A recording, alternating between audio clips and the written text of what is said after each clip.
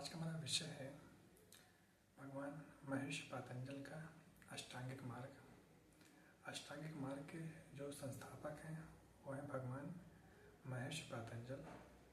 उन्होंने दिया है राजयोग। आज हम बात करेंगे अष्टांगिक मार्ग के जो हमारा प्रथम अंग है। यम क्या है? यम में 5 होते हैं: अहिंसा, सत्य, अस्तेय, ब्रह्मचर्य और अपरिग्रह। अहिंसा क्या है? अहिंसा का जो लोग आम अर्थ करते हैं वो यही करते हैं कि दूसरे को कष्ट न देना, दूसरे को पीड़ा न देना ही अहिंसा है। लेकिन एक बात याद रखना, अहिंसा को वही हो सकता है सही अर्थों में जो व्यक्ति अपने मूल उद्गम, मूल स्रोत के साथ में एक हो गया। उसके जीवन में अहिंसा परिणाम के रूप में उसको मिलता है। अहिंसा अपने ऊपर थोपता नहीं है।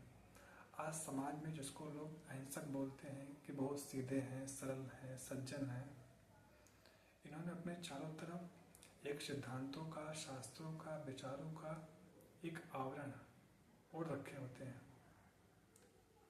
आप यदि इनको जरा सा भी उकसाएं तो इनके जीवन में सारी क्रोध, घृणा, हिंसा सब प्रकट हो जाती है, क्योंकि ये अहिंसक थे नहीं। इन्होंने अपने आप को मान रखा था कि मैं अहिंसक हूँ। अहिंसा का मान रखना अपने आप को एक बात हो गई और अहिंसा को उपलब्ध हो जाना बिल्कुल दूसरी बात हो गई। जो अहिंसक होते हैं, जैसे हमारे यहाँ भगवान बुद्ध हुए, बुद्ध को लोगों ने कितनी गाली दिया, कितना दुख दिया, लेकिन फिर भी उन्होंने कोई पलटकर वार नहीं किया। महावीर स्वामी के कान में लोगों ने कीले ठोक दिए, लेकिन फिर भी उन्होंने परमात्मा की तरफ हाथ जोड़कर प्रार्थना किया, प्रभु इन लोग को माफ करना, ये लोग नासमझ हैं। अब ये लोग सही अर्थों में अहिंसा को उपलब्ध हुए हैं। इसलिए जो एक अहंकारी व्यक्ति होता है, एक बुरा व्यक्ति होता है, बिना किसी को दुख दिए रह सकता ही नहीं है, क्योंकि उसने स्वयं को दुख दिया है तो वो व्यक्ति निश्चित है दूसरों को भी दुख देगा। जो व्यक्ति कभी स्वयं को दुख नहीं दिया है, स्वयं के साथ में कभी हिंसा नहीं किया है, तो वो व्यक्ति कभी दूसरे के साथ में भी हिंसा नहीं कर सकता है। और जो व्यक्ति स्वयं के साथ में हिंसा किया है, स्वयं को दुख देता है, परेशान करता है, वो व्यक्ति फिर पत्नी, बच्चे, परिवार, समाज सबको परेशान करेगा। इसीलिए पहले तो आपको उस अहिंसा को उपलब्ध होना है। उसके लिए आपको ध्यान में गहरे उतरना है, अपने ऊपर काम करना है। दूसरा सूत्र हमारा है सत्य।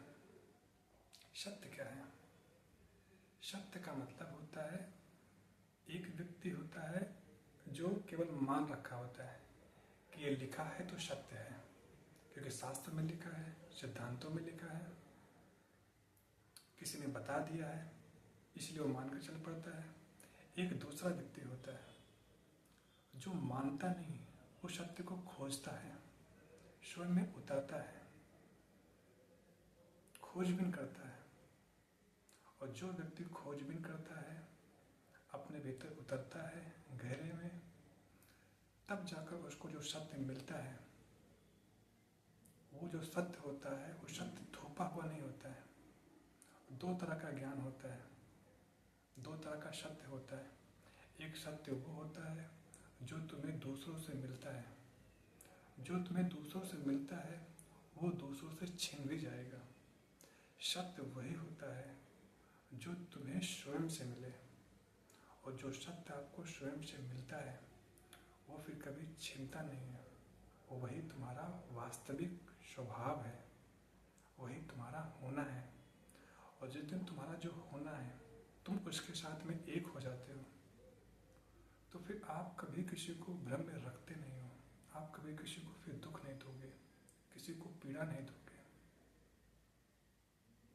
तब आप लोग को वही बात बोलोगे जो बात है, और लोग को वैसा ही बोलोगे जैसा वो है।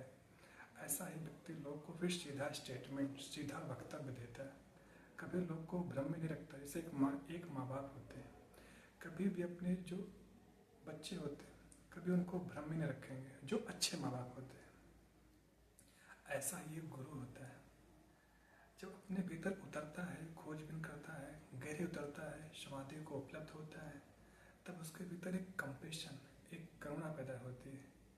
वो कहता है पूरा जगत ही हमारे अपने हैं। कहते नहीं वासुदेव कुटुंबकम, सब हमारे अपने हैं।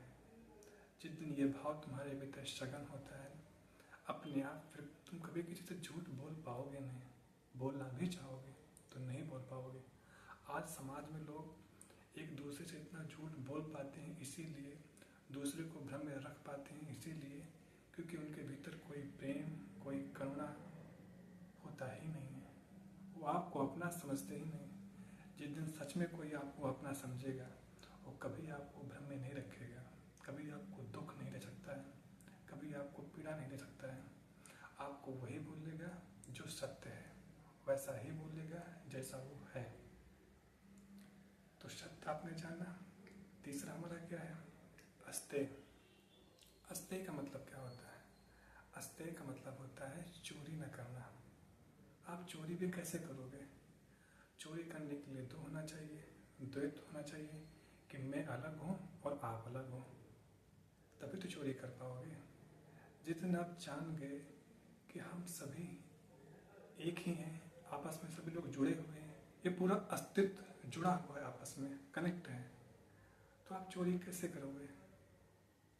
चोरी करने का भाव ही गिर जाएगा। अपने घर में आप कभी चोरी करते हो? कभी नहीं करता कोई व्यक्ति। वो जो चोरी करता है वो ना समझ, वो बच्चे हैं, मैं बच्चों की बात नहीं कर रहा हूँ। कोई व्यक्ति अपने घर में चोरी नहीं करता है। क्यों? क्योंकि मेरा अपना घर है, अब चोरी क्या करना है। ऐसे ही जब आप समाधि में गहरे उतरते हो तो आपको दिखाई पड़ता है ये जो पूरा अस्तित्व है ये आपका एक घर है।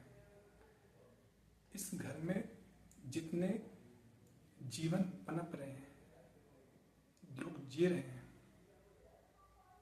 तो आप उनके साथ में झूठ कैसे बोलोगे? उनके साथ में तुम हिंसा कैसे कर पाओगे? उनकी चीज़ों को तुम कैसे चुरा पाओगे? चुराने का भाव ही गिर जाएगा। चुराने का भाव तभी तक होता है मन में जब तक तुम्हारे मन में ये होता है कि हम अलग हैं और आप अलग हो। और जब तक तुम्हारे जीवन में द्वैत होता है, द्वैत ही दुख का बुनियादी कारण भी होता है, तभी तक आप हिंसा भी करोगे और तभी तक आप लोग से झूठ भी बोलोगे और तभी तक आप चोरी भी कर पाते हो। क्योंकि द्वैत है ना, दो है ना, हम अलग हैं और आप अलग हो, तो आप चोरी करोगे। और जिस दिन आपको पता चल गया कि हम सभी गहरे में एक हैं, एक ही स्रोत से हैं, एक ही उद्गम से हैं, तो आप चोरी क्यों करोगे? चोरी करने का भाव गिर जाएगा, उठेगा ही नहीं। जैसे आप किसी से प्रेम करते हो तो उसकी चीज़ कभी आप चुराते हो? नहीं चुराते हो, कि प्रेम कभी चुराता नहीं कोई चीज़। प्रेम जीवन देता है। चोरी करने का भाव ही गिर जाएगा। तो हमारा अहिंसा हो गया, सत्य हो गया, अस्तेय हो गया। चौथा हमारा आता है अपरिग्रह। अपरिग्रह का अर्थ क्या होता है? अपरिग्रह का मतलब होता है संग्रह की वृत्ति, कम से कम संग्रह। आज हमारे समाज में ज़्यादातर जो लोग दुखी हैं उनकी आवश्यकताएं तो पूरी हो गई हैं, लेकिन फिर भी वो रुकते ही नहीं हैं। वो चीज़ों को भरते ही चले जाते हैं, भरते ही चले जाते हैं, रुकते ही नहीं। तो दुखी तो रहेंगे समाज में लोग। अभी अमेरिका का एक व्यक्ति है एंड्रू कार्ने, वो व्यक्ति मरा तो 10 अरब रुपया छोड़कर जब मरने लगा तो उसके जो मैनेजर थे उन्होंने उससे पूछा अब तो आप बिल्कुल तृप्त मर रहे होगे? तो उन्होंने कहा तृप्त 100 अरब रुपये कमाने की सोचा था, 10 अरब रुपया कमा कर मर रहा हूँ केवल। तो इंसान आवश्यकताओं में नहीं जीता है, इंसान जीता है वासनाओं में। आवश्यकताएं तो सबकी पूरी हो जाती है, पशु पक्षी, जीवन में बहुत से जानवर होते हैं, वैसे बहुत से इंसान भी होते हैं जो केवल जीते हैं आवश्यकताओं में। आवश्यकता सबकी पूरी हो जाती है, राजा हो या रंक, और वासनाएं कभी किसी की पूरी नहीं होती है, फिर चाहे राजा हो चाहे कोई सम्राट हो XYZ कोई हो, क्योंकि अनंत वासनाएं हैं, पूरी कभी होती ही नहीं है। इसीलिए जीवन में कम से कम जिनके जीवन में संग्रह की वृत्ति होती है उनकी जिंदगी भी सुंदर होती है, बेहतरीन होती है, शानदार होती है। और जितना तुम्हारे जीवन में संग्रह की वृत्ति होती है तुम्हारा उतना ही छाप लग जाता है। मैं, मेरा घर, मेरा बच्चा, मेरा बेटा, मेरा बेटी, मेरा परिवार, मेरा ज़मीन। और जब जब तुम्हारा वो चीज़ तुमसे छीना जाता है तब तब तुम दुखी होते हो, पीड़ित होते हो, तुम्हें कष्ट मिलता है, पीड़ा मिलती है। इसलिए अत्यधिक संग्रह की वृत्ति इंसान को फिर दुख में ले जाता है, पीड़ा में ले जाता है। इसलिए संग्रह की वृत्ति करना ही नहीं है। आवश्यकता है वो सबकी पूरी होगी, सबकी पूरी हो भी जाती है। और जहाँ आप आवश्यकताओं से ज़्यादा चाह के वहीं पे दुख भी पाते हैं इंसान। कोई भी पशु पंछी हैं, कोई नौकरी, कोई जॉब कुछ नहीं करते हैं, लेकिन फिर भी कभी भूखे नहीं मरते हैं। इंसान अच्छी नौकरी भी करता है, बिजनेस करता है, सब कुछ करता है, लेकिन फिर भी उसका पेट भरता नहीं है। उसका मन में दुख पीड़ा बनी रहती है कि ये भी चाहिए, वो भी चाहिए। उसके भीतर क्योंकि संग्रह की वृत्ति है, जब तक वो नहीं गिरेगी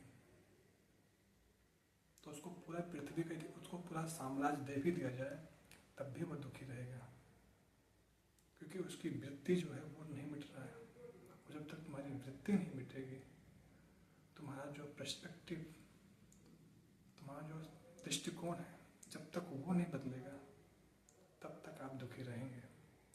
इसलिए कहा जाता है कि संग्रह की वृत्ति नहीं रखनी है। और एक होती है आवश्यकता, वो पूरी हो जाएंगी, सबकी पूरी हो जाती है। और पांचवा जो हमारा अंतिम है वो है ब्रह्मचर्य। ब्रह्मचर्य का जो लोग ज़्यादातर अर्थ करते हैं कि अपनी जो जीवन ऊर्जा होती है उसको रोक कर बैठ जाना, उसका सप्रेशन, उसका दमन करना, कदापि नहीं। ब्रह्मचर्य का अर्थ यह कदापि नहीं होता है कि अपनी जो जीवन ऊर्जा होती है उसको रोक लेना, उसको दबा लेना। इसीलिए आज समाज में जो हिस्टीरिया पैदा होती है माताओं में, या फिर बहुत सारी समस्याएं जो होती हैं, ज़्यादातर जो लोग हैं यही करते हैं, वो चीज़ों को समझते नहीं हैं, बस चीज़ों से लड़ना शुरू कर देते हैं। ब्रह्मचर्य का मतलब होता है ब्रह्म जैसा आचरण। जिस दिन तुम्हारा ब्रह्म जैसा आचरण होना शुरू हो जाता है, और ब्रह्म जैसा आचरण तभी शुरू होगा जब आप अपने भीतर उस सत्य के साथ में एक होने लगते हो। जिस दिन आप अपने ध्यान में गहरा उतरना शुरू करते हो, और जिस दिन आप धीरे धीरे गहराई तुम्हारी बढ़ती जाती है, बढ़ती जाती है, बढ़ती जाती है, एक दिन आपका जीवन में आपके जो जीवन के सारे संस्कार होते हैं, जो सारे सेतु होते हैं, सारे बंधन होते हैं, सारे विचारों के जो बादल होते हैं, जिस दिन छट जाते हैं, कहते नहीं, शिव कहते प्रलय, प्रलय कर देते हैं। प्रलय का मतलब होता है जिस दिन तुम्हारा मन की मृत्यु हो गई। मन का मतलब क्या होता है? संस्कार। जिस दिन तुम्हारे जीवन के सारे संस्कार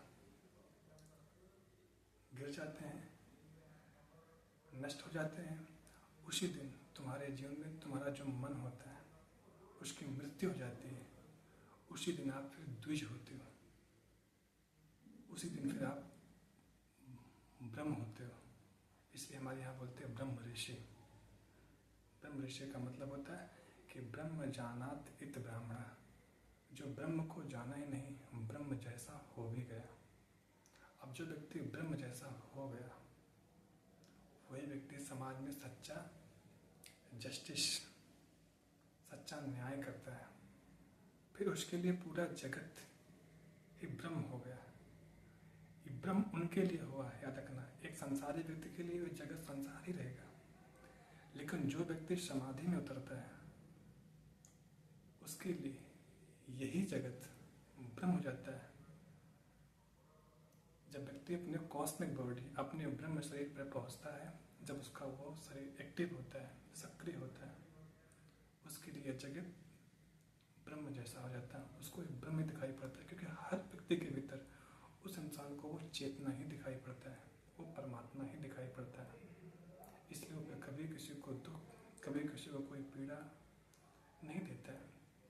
फिर वही व्यक्ति समाज में सच्चा न्याय करेगा, सच्चा जस्टिस करेगा। यह होता है ब्रह्मचर्य का वास्तविक अर्थ, ब्रह्म जैसा ही हो भी जाना। इसलिए हमारे यहाँ लोग कहते हैं ना, गुरु को भगवान मानते हैं। ऐसा नहीं कि उन्होंने दुनिया बनाई, नहीं। भगवान का मतलब ये होता है जो व्यक्ति अपने भीतर उस भगवत्ता के साथ में एक हो गया। और जब व्यक्ति अपने साथ में भगवत्ता के साथ में एक हो गया है, वो स्वयं को दुख नहीं दे रहा है, स्वयं को कोई भ्रम में नहीं रख रहा है, तो वो व्यक्ति कभी दूसरों को भी भ्रम में नहीं रखेगा, दूसरों को भी कभी कष्ट नहीं देगा, दूसरों के साथ में भी वैसा ही व्यवहार करेगा जैसा व्यक्ति स्वयं के साथ व्यवहार करता है। दूसरों को भी उतना ही सम्मान देगा जितना वो स्वयं को सम्मान देता है। जहाँ वो स्वयं को रखता है वहीं फिर वो आपको भी रखेगा। याद रखना, बस फर्क इतना है, कोई व्यक्ति जाग गया है, कोई व्यक्ति नहीं जागा है, बस जागने की बात है। इस संसार में दो ही तरह के लोग होते हैं, एक होश, एक बेहोश, एक जागृत और एक मूर्छा में। बस जो व्यक्ति जाग गया वही व्यक्ति अपने भीतर उस परमात्मा को उपलब्ध हुआ, समाधि को उपलब्ध हुआ, वही व्यक्ति सद्गुरु कहलाता है। जो व्यक्ति जागने की कोशिश कर रहा है वही व्यक्ति साधक कहलाता है, और जो व्यक्ति कोशिश करता ही नहीं है वही व्यक्ति फिर संसारी कहलाता है। तो आज यहीं तक हमने आज जाना अहिंसा, सत्य, अस्तेय, ब्रह्मचर्य और अपरिग्रह। बाकी मिलते हैं कल एक दूसरे वीडियो में, एक दूसरे विषय के साथ। आप सभी को हरि ओम, प्रणाम।